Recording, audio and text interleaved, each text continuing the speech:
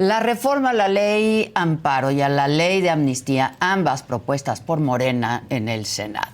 En este espacio ya hemos hablado del impacto que pudieran tener estos cambios planeados, pero vamos a escuchar los argumentos de quien propuso estas iniciativas en el Senado de la República, Ricardo Monreal. ¿Cómo estás, Ricardo? Buenos días. Adela, me da mucho gusto verte. A mí también no te he visto. No te he visto. No te he visto desde que pues disqueras candidato, desde que las encuestas no te favorecieron. 4 o 5 meses yo creo que no venía contigo y que no me invitaban. Ni tú ni Maca, que acabo de ver. Ya la saludaste. Ya, claro, ya sabes que... Pero aquí te traemos de encargo, no te preocupes. Ya lo sé, te he escuchado y te veo siempre, te escucho y lo hago con mucha tolerancia y simpatía, independientemente de que coincida o no contigo. Oye, pues no vamos a coincidir, pero bueno, ¿cómo estás? ¿Qué vas a hacer, Porque no te favorecieron las encuestas, pero no te dieron el Senado. ¿Qué vas a ser, diputado? ¿Qué vas a ahora, mira, no. Y yo soy de los que siempre piensa que donde pueda ser útil. Me invitaron a ser parte de la Cámara de Diputados ahora. Morena me está proponiendo como diputado. ¿Coordinador? Es probable, es probable.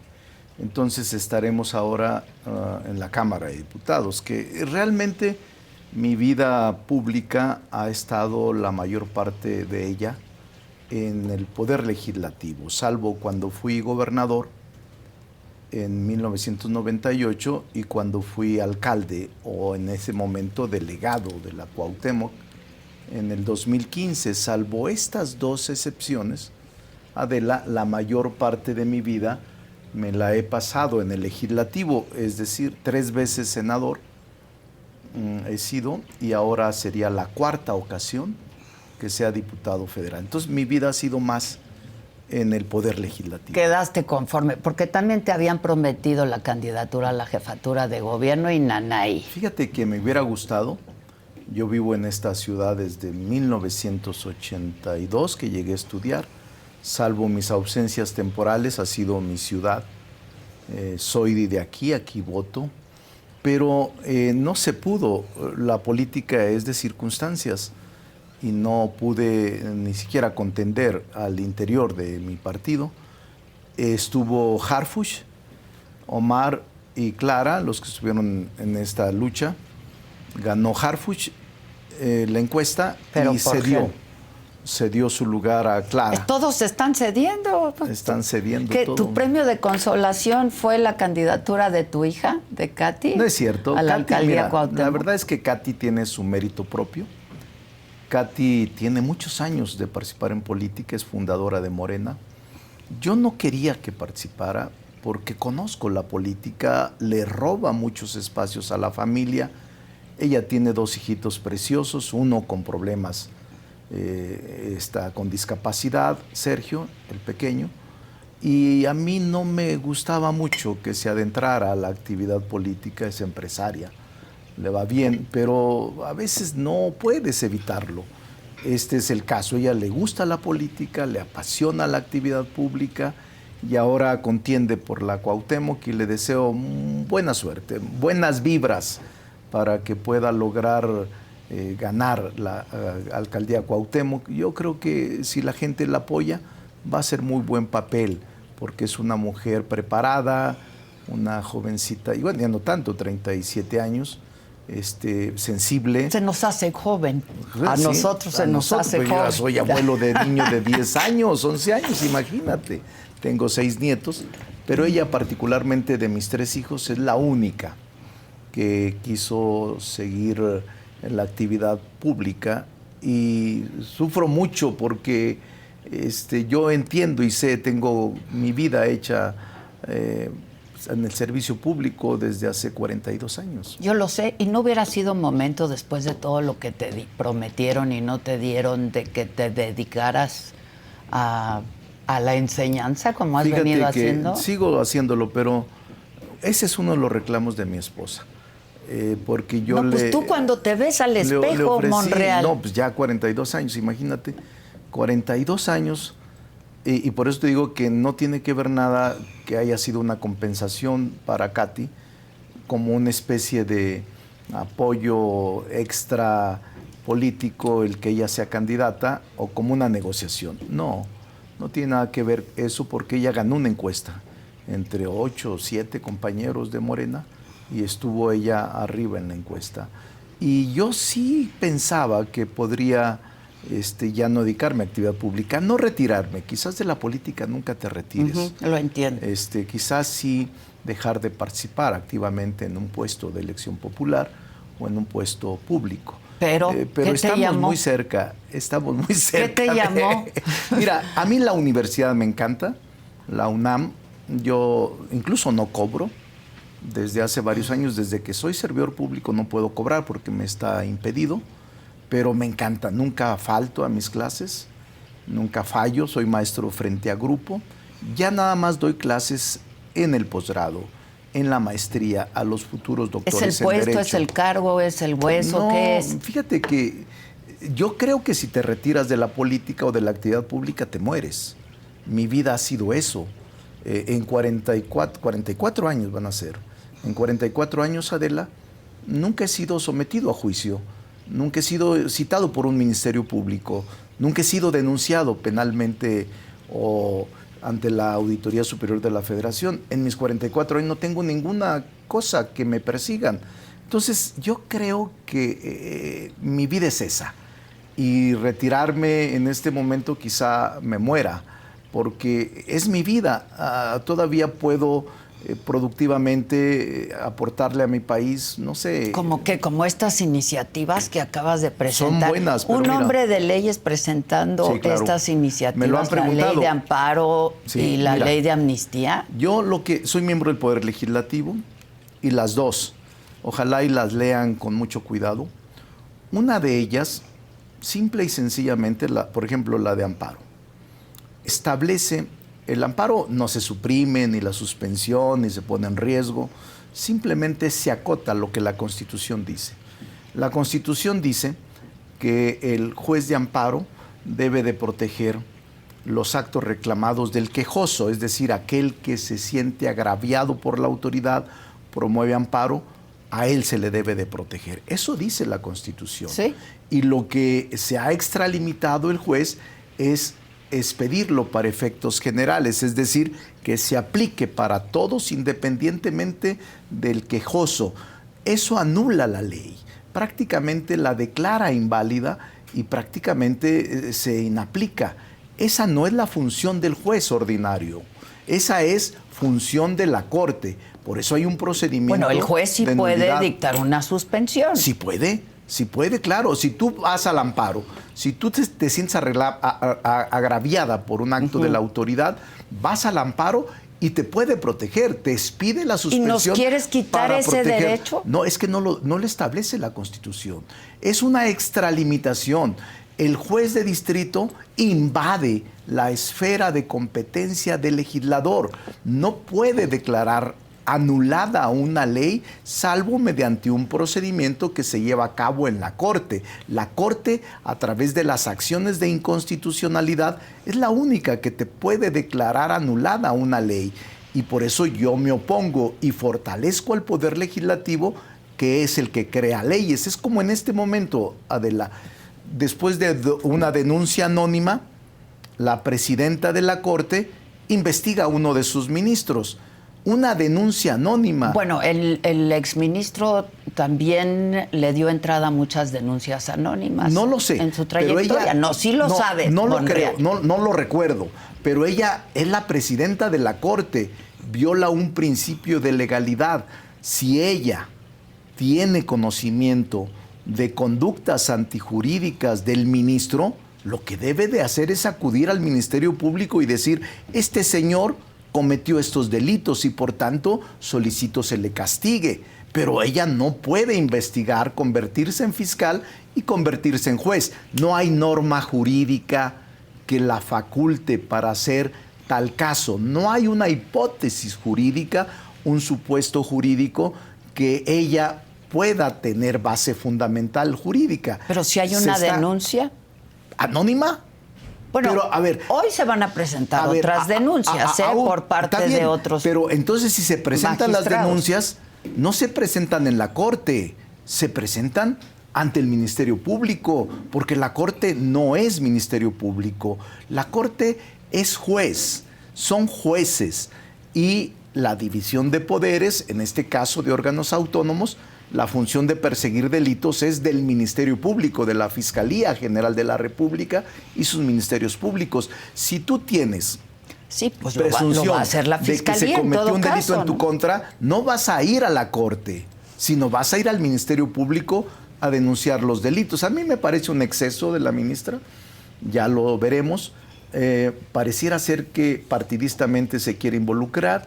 Yo tengo mis reservas, yo creo que se excedió, no hay norma jurídica creada por el legislador y esto va a caer por su propio peso, porque no hay ninguna ley que prevea ese tipo de actuaciones de la ahora ministra de la Corte y presidenta del mismo Poder Judicial.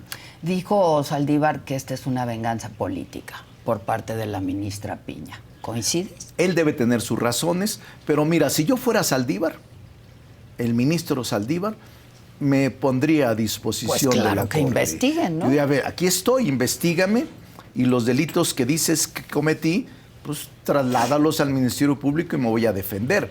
O sea, yo no me evadiría, porque es una acusación muy grave contra un ministro de la Corte. Yo me enfrentaría a la ministra y le diría cuáles son tus facultades, si hay delitos que perseguir, denúncialo ante la Fiscalía General de la República. Yo creo que es lo más conveniente. A mí me gusta más aquella corte prudente, aquella corte cuidadosa, aquella corte que no se metía a los medios de comunicación, porque su función es tan delicada, Adela, que no podemos permitir que sea una corte mediática. Bueno, eso no así. Saldívar comenzó. Bueno, Saldívar eso, fue el que inició eso. A mí no me gustaba eso y se lo dije a él. Deberías de ser más ponderado, más cuidadoso y salir menos a los medios, porque esa no es la función de un presidente o presidenta de la Corte y no es la campaña mediática. Bueno, pero el mismo presidente en una mañanera dijo, pues cuando estaba Saldívar yo le llamaba, le decía que atendiera este asunto, ¿no? Sí, yo creo que el presidente tenía una relación de colaboración entre los poderes. La Constitución te lo permite, la Constitución te dice, entre los poderes hay relaciones de coordinación, relaciones de colaboración, sí, bueno, pero no otros. Subordinación, ni menos que dependas de otro poder, porque vulneras tu autonomía. Pues, entonces, yo creo que había colaboración entre el presidente y él. Ahora, vamos a ver lo de amnistía, que es la otra pregunta que me hacías. Nada más, antes, los amparos. Nos sigue sin quedar muy claro por qué querer buscar una suspensión en el amparo. La verdad es que, ¿por qué esto? Mira, es que no evita la suspensión. No atenta a los derechos humanos, no atenta a la Constitución. No atenta. Los maestros que dan garantías de amparo saben que lo único que estoy haciendo es recuperar el sentido original del amparo. Esta fórmula de proteger solo al quejoso en derecho constitucional y en amparo lo conocemos como fórmula Otero o fórmula de relatividad, principio de relatividad. Desde Mariano Otero en 1856 del siglo pasado estableció que el amparo que se promueve por algún quejoso solo tiene la función de proteger el acto reclamado del quejoso, porque de esa manera la ley sigue subsistente, aunque se aplique para proteger al quejoso. Si la ley tiene visos de inconstitucionalidad, como se alega, pues entonces se acude a la Corte para que la anule. Es decir, lo que está haciendo el juez... ¿Qué es lo que va a ocurrir? Es lo que va a ocurrir. Que además con eso se ha amenazado. Pero además no es la primera vez.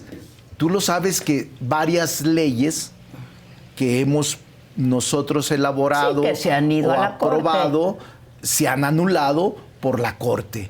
Y esa es una facultad que la Constitución les previene. En el 105 se establecen estas figuras y en el 107, que en el párrafo 2 señala esto que te digo, la naturaleza jurídica del amparo. Entonces, no se elimina la suspensión. ¿Cuánto tarda un juicio de amparo, Ricardo? Depende.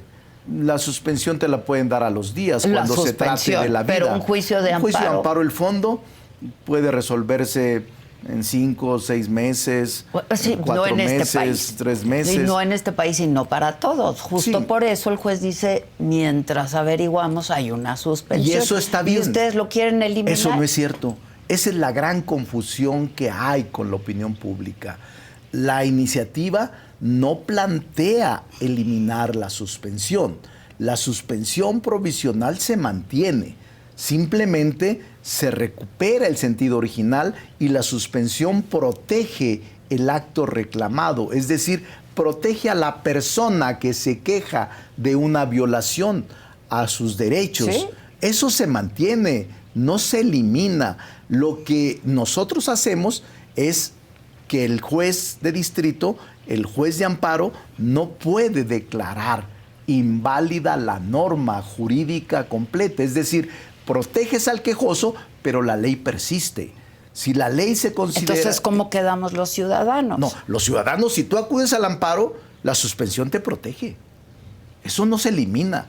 La suspensión existe y el juez te concede una suspensión sobre el acto reclamado. Lo único que nosotros recurrimos es al sentido exacto de la Constitución en su artículo 107. El juez de amparo solo puede proteger al quejoso de los actos reclamados. No puede exceder su facultad de anular una ley o de declarar inconstitucional una ley o de para efectos no se aplique esa ley. Ese es el tema de fondo. ¿Esto no es una venganza por los amparos que se concedieron a la ley eléctrica? No, yo no soy hombre de venganza. ¿O se están cuidando por lo de los afores, las afores también? Que va a haber lluvia de amparos también. No, yo creo que no es así. No puede haber muchos amparos, miles de amparos, como ha sucedido en otros casos. No es ninguna venganza, no es ninguna actitud en contra del Poder Judicial, es simple y sencillamente defender al Poder Legislativo de que es el único facultado para crear leyes y que ninguna otra autoridad puede declarar anulada una ley salvo la Corte mediante un procedimiento especial que se llama acciones de inconstitucionalidad y que se han hecho varias en este sexenio. ¿Y no va en contra del Poder Judicial? No va en contra. ¿O por encima del Poder Judicial? No va en contra del Poder Judicial, se mantiene la suspensión, simple y sencillamente se reduce o se acota al principio de relatividad o fórmula Otero, que te comento es el padre del amparo, Otero y parte Crescencio Rejón. Ellos crearon esta institución y la crearon con ese propósito y ese sentido. A ver, y no lo que hay ahorita con la suspensión en el amparo es salvaguardar justamente la Constitución y los derechos de todos nosotros. Cuando tú acudes al amparo, lo haces porque sientes que te violaron una garantía. ¿Sí? O que te están violando un derecho. Y voy con el juez de amparo. Sí, vas al el juez de distrito el juez como de juez de distrito. amparo. Ajá. Y él te concede la suspensión. Dices, me quieren detener sin orden de aprehensión saliendo del programa. Y entonces el juez de distrito inmediatamente te dice, te concedo la suspensión provisional porque no deben de detenerse sin una orden y sin un procedimiento previo. Esa es una suspensión. Y esa no se elimina nunca. Sería un retroceso enorme. Enorme. No, eso no es cierto, eso no es cierto. La suspensión se mantiene. Lo que sí se hace es, en este caso se aplica solo para efecto tuyo, pero el no juez... en lo general. No en lo general, no para efectos generales. Ese es el tema. El juez no te va a decir, por tanto, queda esa ley mediante la cual se quiere aprender Adela anulada, no se aplicará. Eso no puede serlo el juez, porque se excede de su facultad del principio de legalidad que establece la ley de amparo y la Constitución. Ahora, la ley de amnistía, ¿por qué darle más poder al presidente? Mira, esta es una muy buena pregunta. Y de verdad, la ley de amnistía, a veces por la falta de conocimiento, se excede de los comentarios. La ley de amnistía existe. Ha habido 5 leyes de amnistía en México. desde el 17 a la fecha. Una con Lázaro Cárdenas en el 37, luego con Manuel Ávila Camacho como presidente, luego con Reyes Heroles en el 78, y la última fue en el 2020 con el presidente López Obrador. También hubo una con Salinas de Gortari, con el expresidente, sobre lo del EZLN. Es decir, ha habido cinco leyes de amnistía. ¿Qué quiere decir la amnistía? ¿De quién es facultad dar la amnistía? La ley de amnistía, la ley del legislativo. Del legislativo. Y ahora quieren que sea del presidente, facultad del presidente. Se modifica la ley para otorgarle facultades al presidente, que no es la primera vez. Desde 1824, desde que se creó la primera Constitución y la primera República, existe esa facultad de amnistía, que significa, en términos muy claros, de acuerdo con la Real Academia de la Lengua y con los principios generales de derecho, quiere decir olvido. Amniste, del griego amniste, que quiere decir olvido. Es decir, ¿qué es la amnistía? Y partimos de aquí, Adela. Quiere decir inmunidad, para que aquel que tiene consecuencias penales por un delito se extinga. Este es el caso. Yo lo que estoy planteando es que en el caso de que una persona conozca datos e información relevante de lo que sucedió en determinadas tragedias que siguen enlutadas al pueblo de México, en ese caso se extinga, no se aplique la sanción y tampoco se le siga proceso penal a cambio de la información relevante, comprobable. Haya hecho lo que haya hecho. Es que mira, secuestro, te voy a poner criminal. Te voy a poner un ejemplo muy claro. ¿Te acuerdas de Tlatlaya? De Aguas Blancas. Sí. ¿Te acuerdas de Allende, donde mataron toda una familia en Coahuila? O de San Fernando, que secuestraron a 70 y tantos migrantes que los eliminaron. O recientemente en Apatzingán, en Michoacán. O lo más reciente, o que está en boga, Ayotzinapa. Si en Ayotzinapa hay 20 procesados. Colosio, bueno, Ayotzinapa es el que está más para explicar.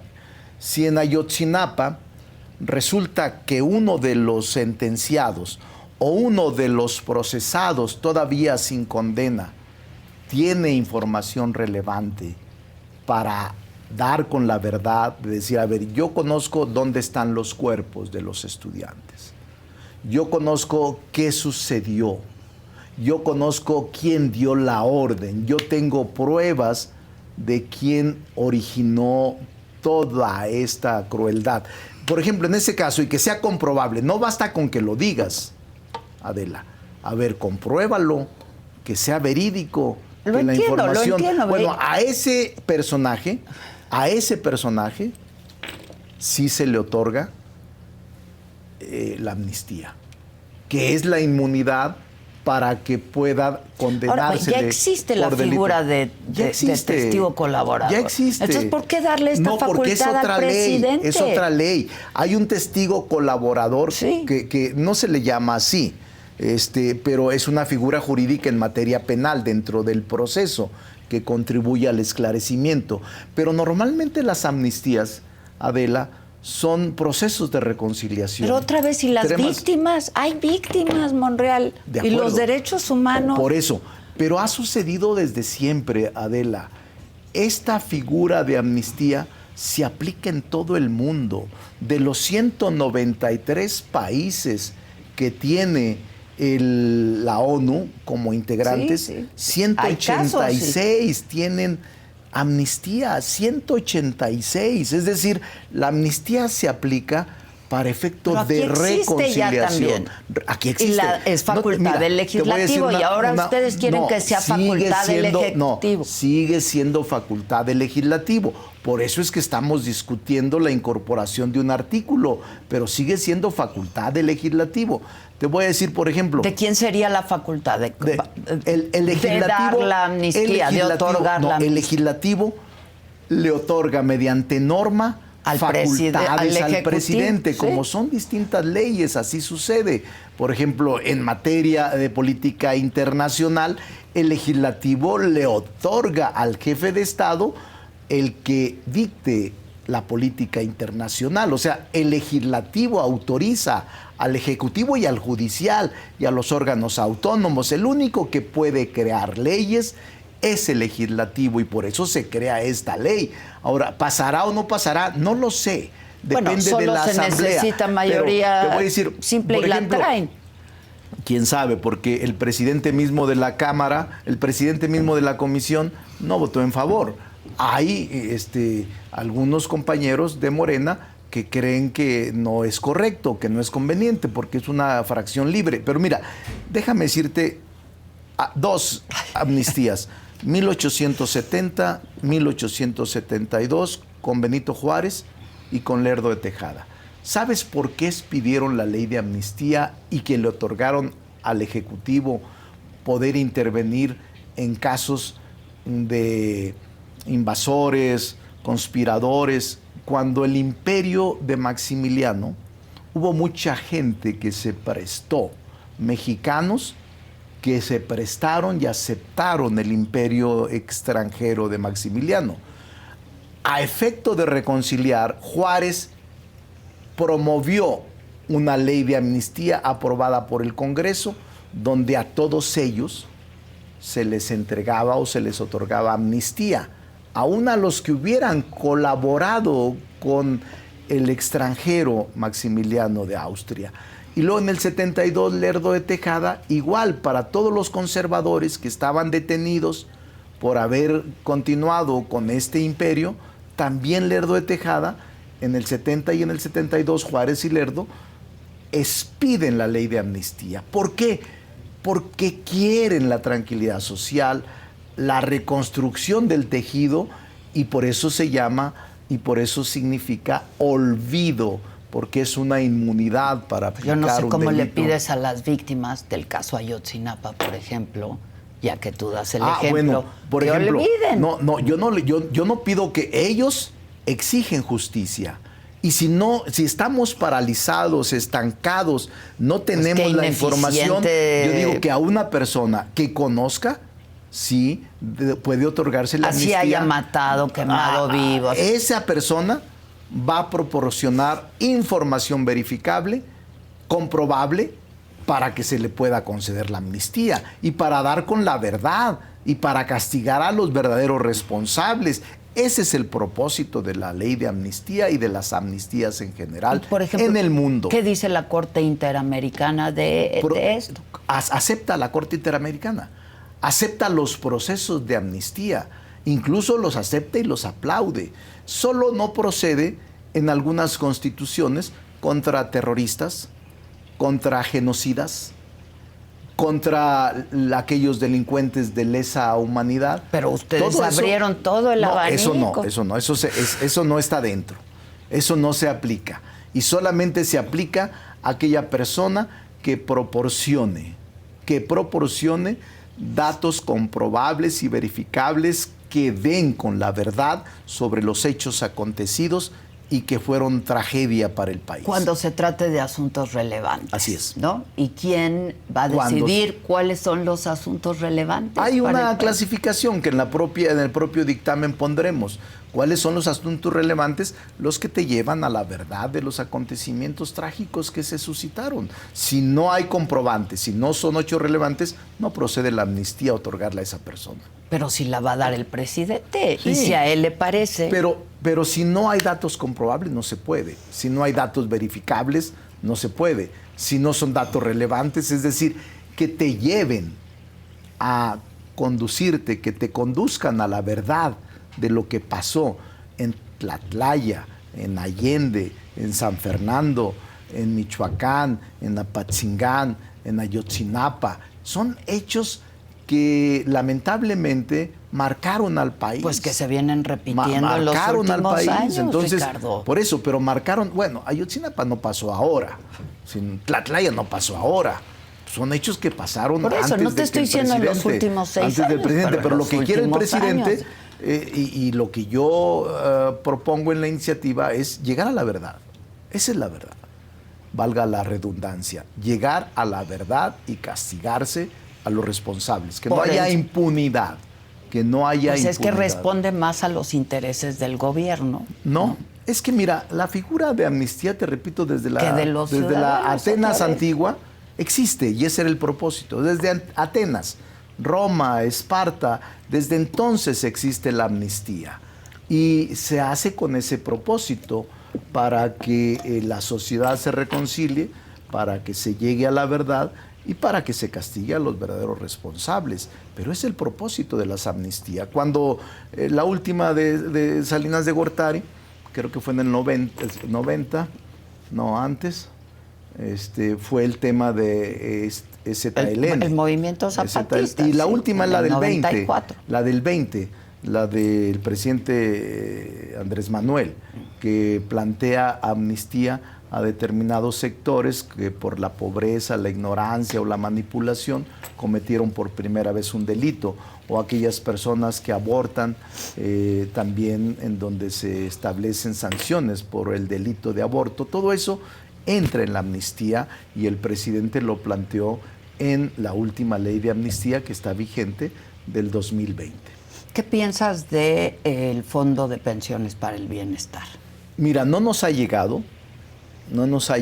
He leído la Cámara de como Diputados. tú, porque por ejemplo estas yo las hice y las estudié y tengo mucha claridad en que tengo la razón. ¿Tú las hiciste o te las mandaron y no le moviste ni una coma? Nunca permito que me manden ni tampoco que me hagan, precisamente porque tú lo ves, tengo claridad, no dependo de nadie y estudio siempre mis iniciativas porque sé que es una gran responsabilidad que se van a quedar para la historia. Nunca acepto que me manden machotes o ya elaboradas. Yo las hago, pero esta no la he visto, la de pensiones, que es una ley interesante. He leído, como tú, he escuchado críticas sobre el recurso de las afores de las personas de más de 70 años que no reclaman, que se va a ir a un fondo de pensiones de 40 mil millones. Pues hay herederos, ¿no? Sí, no solo, hay personas, personas. Habría que buscar un mecanismo para avisar un determinado tiempo de que está tu fondo para que es de no acudir en 6 meses, una determinada cantidad de tiempo se dispondrá de él para el fondo de alguna prevención general a él o a sus sucesores, porque en ocasiones se trata de personas desaparecidas o personas que los sucesores o herederos no saben. Hay pleitos entre los sucesores o están pendientes, o están pendientes de esos pleitos que tú bien dices, de un juicio sucesorio intestamentario. Y con la suspensión al amparo, por ejemplo, a la ley de amparo, ¿qué va a pasar con la gente que quiera que le suspendan esta norma? Si es que pasa. Acude al amparo. O sea, es que lo que yo estoy haciendo. ¿Qué pasa mientras le dan un juicio, mientras se determina un juicio de amparo? No, el amparo se resuelve. Para quien lo reclama y quien promueve el amparo, no se afecta nada. Si tú vas, no te afecta nada. Pero no para todos. Pero no es para todos. Porque entonces ese no todo el mundo tiene que ir y presentar. No es el propósito del amparo. Pero la gente no siempre tiene para pagar un abogado. No es el propósito del amparo ese. En todo caso, hay acciones colectivas o hay otras acciones jurídicas. Lo que yo digo, yo defiendo al Poder Legislativo y le digo al juez, tú no puedes declarar inválida una ley que yo expedí. Lo que debes de hacer es acudir a la Corte y declararla nula. Esa ley que tú estás, mediante el amparo, protegiendo con la justicia federal al quejoso, promueve ante la Corte, con los requisitos que establece la Constitución, que declares anulada o inválida esa ley. Hay mecanismos, pues, Adela, hay mecanismos para hacer todo y hay mecanismos para poder acudir y acceder a la justicia. Pues sí, pero no toda la gente tiene el mismo acceso a la justicia y pero tú lo sabes, Ricardo. El amparo tiene 200 años, Adela. Y el amparo siempre ha tenido el efecto de relatividad o formulotero. No es un amparo erga omnes. ¿Qué quiere decir esto? No es un amparo valedero para todos. Esa es la naturaleza jurídica del amparo. Los que son amparistas, los que son expertos en materia de garantías individuales, los que saben derecho, saben que no miento. Es el principio de relatividad. Si se quiere que el amparo tenga efectos generales, tiene que modificarse la Constitución y la ley. Y ya hay una declaratoria de invalidez y de nulidad que hace la Corte mediante un mecanismo que de hecho lo ha estado realizando en los últimos años. Bueno, entonces si llegan a pasar en el Senado la ley de amparos y la de amnistía, muy probablemente, porque ya lo dijo la oposición, se va a ir a la Corte. Seguramente. Y así como otras. Seguramente. Y lo han hecho y han declarado nulas, inválidas normas. Seguramente. Es su derecho. Y nosotros estamos ejerciendo nuestro derecho, simple y sencillamente. A propósito de derechos,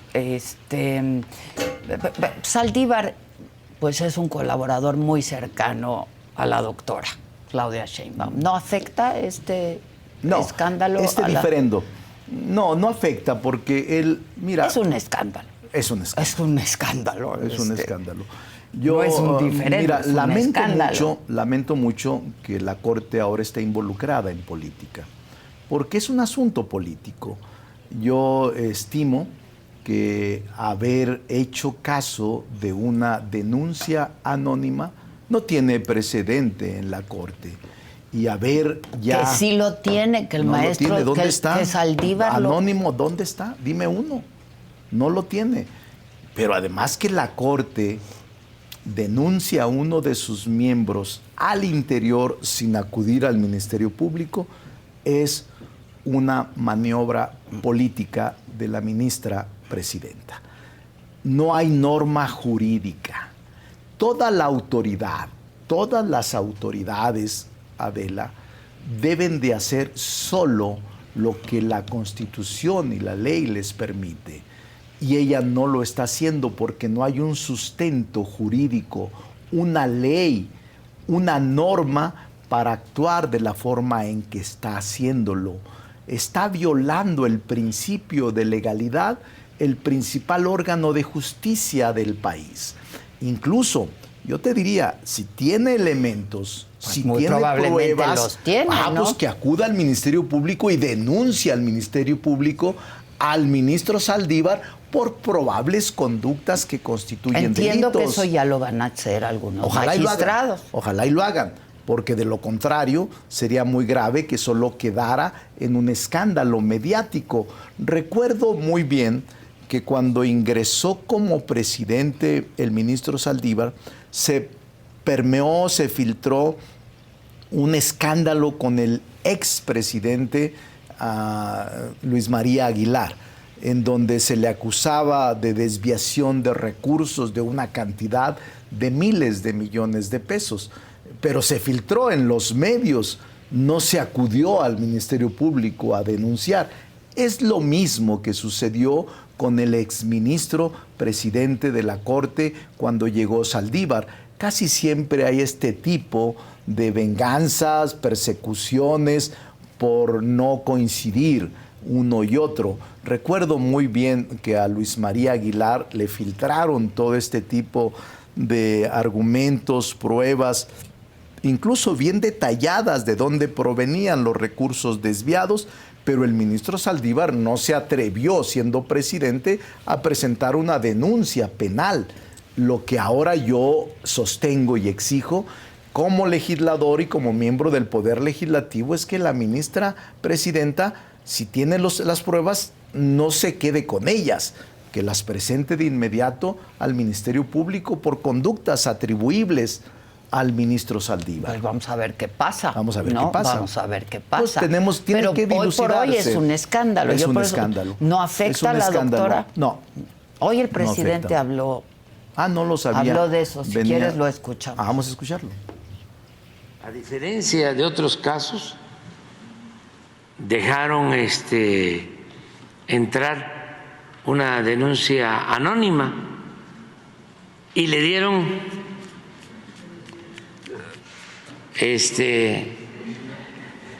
celeridad, justicia pronta y expedita. Y ahora pues ya se sabe que es una especie de venganza en contra del ministro Saldívar. Para él, presidente. De que tiene todo nuestro apoyo. Es bien cabrón. Sí.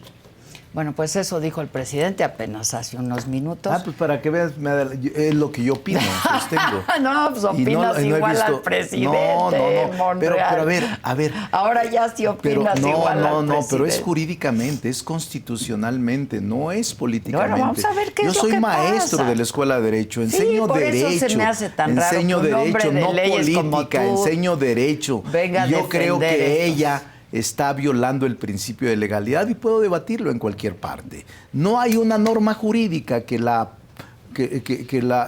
permita, que la faculte para hacer lo que está haciendo. Yo tengo conocimiento de que hoy se van a presentar denuncias por parte de algunos magistrados. Ojalá.